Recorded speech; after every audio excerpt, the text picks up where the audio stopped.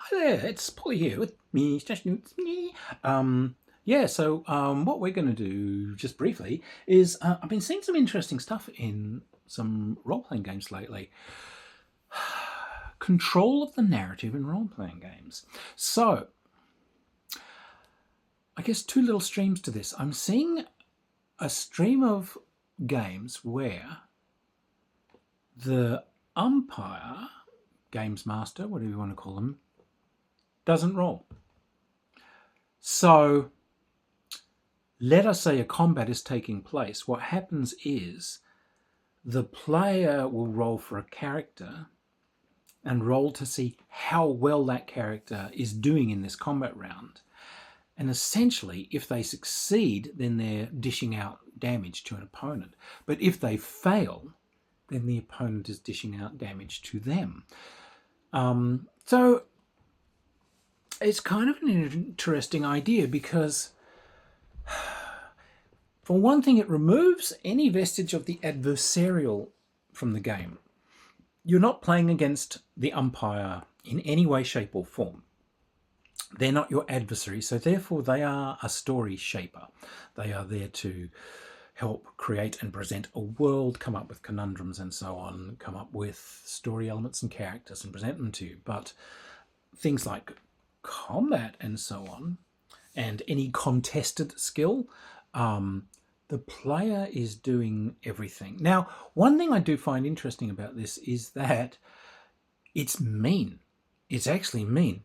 Because I have to say, like, when I play, I tend to be a fan of the characters in the game.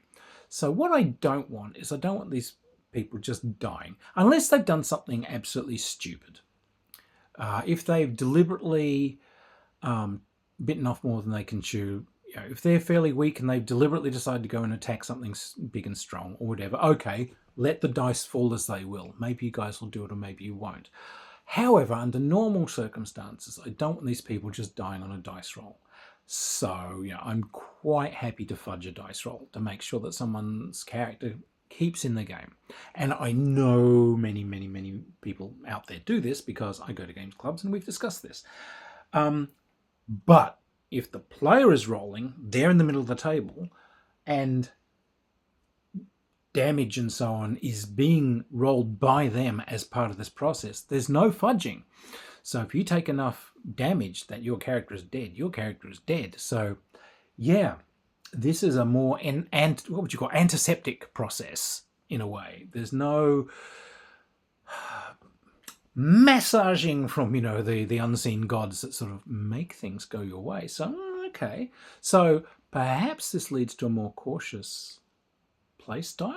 Maybe. I don't know. What do you think? Players are always going to be idiots. But so that's one thing.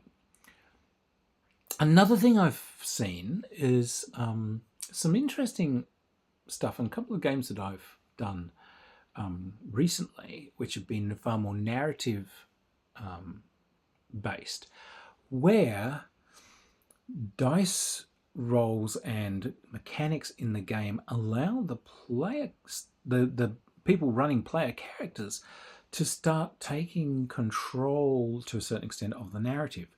Now, this can be done badly. I've seen a couple of sort of fate-based systems that allow people to suddenly try and throw something new in there. And there's been a couple of clumsy ones where, if I get a critical on a skill roll, then I can throw in something from the story or whatever. Oh, yeah, good. The bullet hits the Bible that I'm somehow mysteriously carrying over my heart. Or suddenly a rhinoceros charges through the scene and flattens my opponent. Yeah, no. But there are some nice ones that have said things like, for instance, if I get a critical in a skill, then when I'm making a skill roll, I get a critical effect. I have a list of things I can choose from, and some of those might be I gain a little bit of extra sort of help in the story or scenario. So, and for instance, if I am doing an investigation, if I just make the skill roll, all right, well, if I'm following this guy and I want to see where he goes, because I want to see if he goes, you know, where the bad guys are meeting, all right, if I'm successful, he doesn't notice me. Yes, he goes to this house.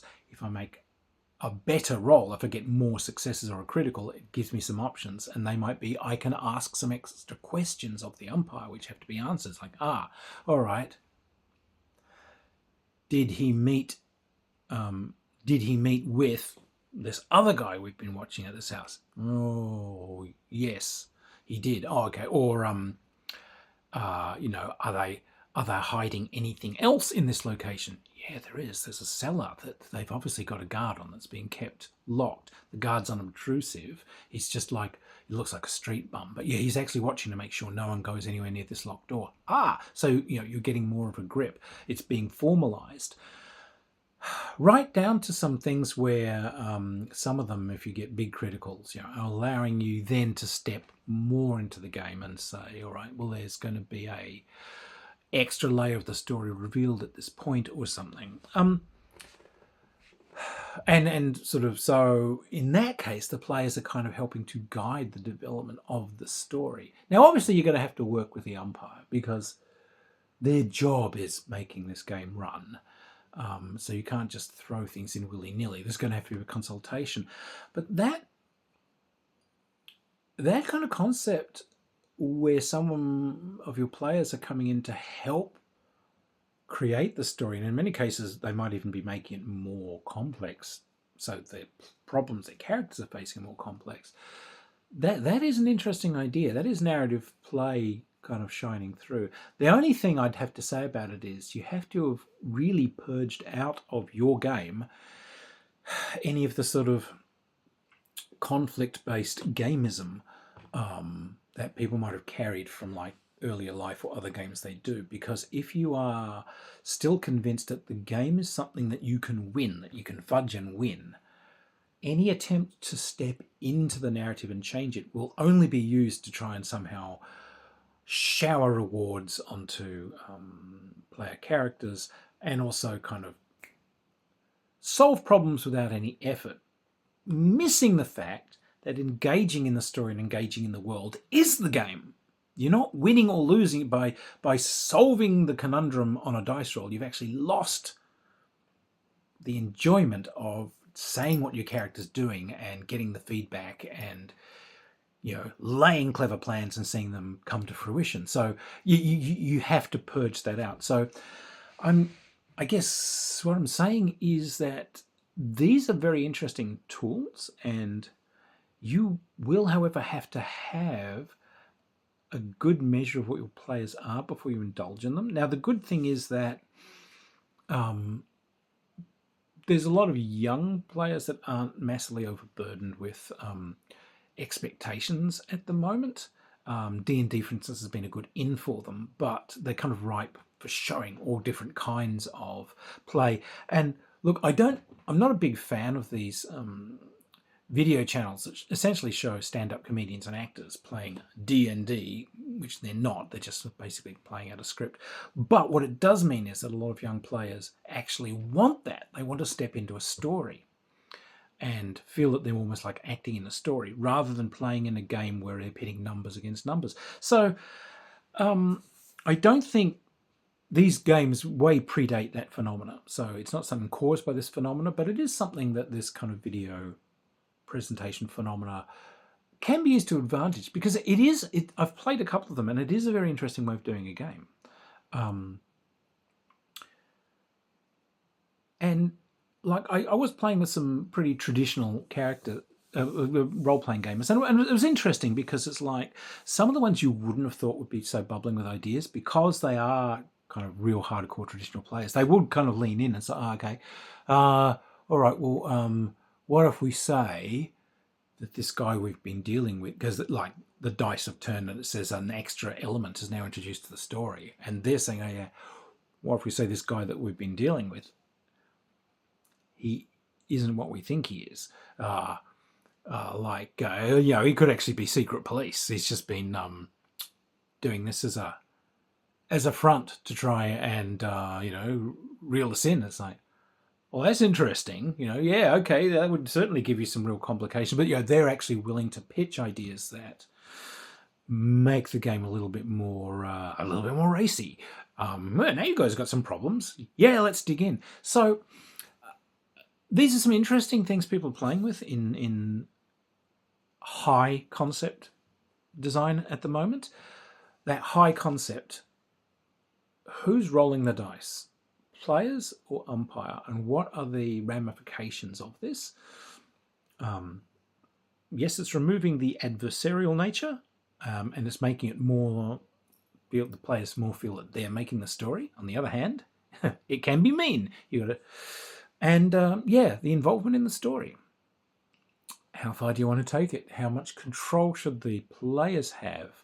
Is it truly a is this truly a storytelling experience where we're all almost equal in making the story, or is it still a storyteller with people telling you what their characters are doing and their characters alone? Interesting ideas. I'm really interested to see where we're going with this. Like I said, I've played a couple of these storytelling ones, and they have been interesting. They have been very interesting. We got some interesting sessions out of it. We really did. Yeah,